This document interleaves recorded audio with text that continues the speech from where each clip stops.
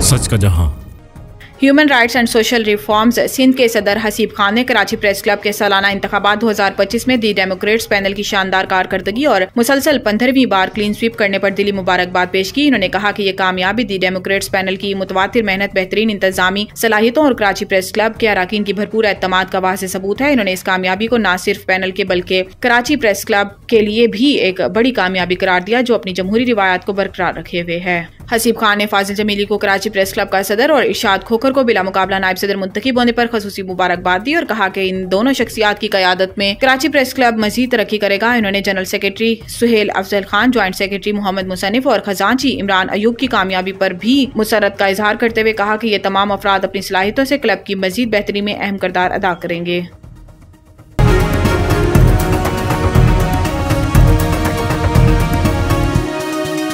हमारा जहां, सच का जहां।